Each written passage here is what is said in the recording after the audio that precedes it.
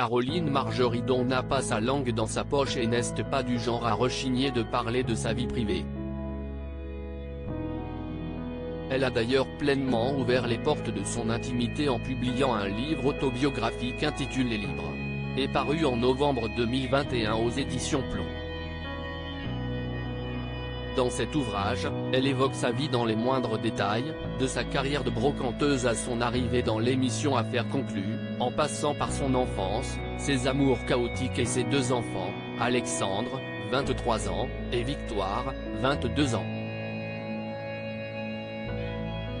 Si elle se veut très proche de ces derniers, elle admet cependant avoir été très difficile avec eux.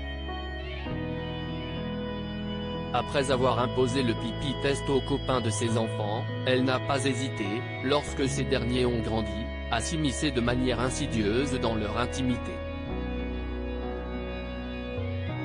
Tous les 2 mois, c'était le rituel, mes enfants venaient me rejoindre dans mon lit. Pour confesser leur plus grosse bêtise, le truc le plus horrible qu'il avait fait, sans que j'aie le droit de crier ou de péter un plomb, explique-t-elle dans les pages de son autobiographie. Si elle a grincé des dents lorsqu'elle a appris que sa fille avait couché avec un garçon et que son fils avait fumé un joint, ce n'est rien à côté de ce que la brocanteuse a dû leur avouer en retour. Si est affreux, je sais il faut dire que pour surveiller ces rejetons et veiller à ce qu'ils filent droit, Caroline Margeridon était prête à tout.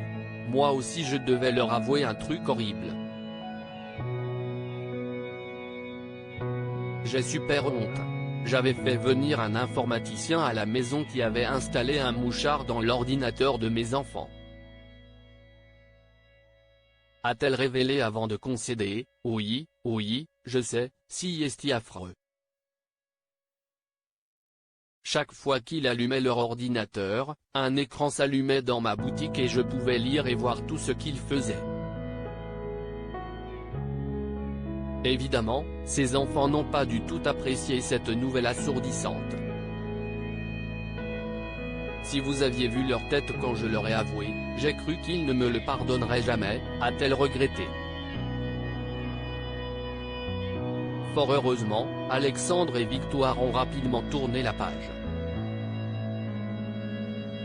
Aujourd'hui, quand ils en reparlent, ils en rient, mais à l'époque, quand je leur ai annoncé, j'ai cru qu'ils n'allaient plus me parler, me renier jusqu'à la fin de leur jour, a-t-elle lâché. Selon la grande amie de Sophie Davant, cette affaire n'a cependant fait que renforcer leur lien. Un mal pour un bien donc.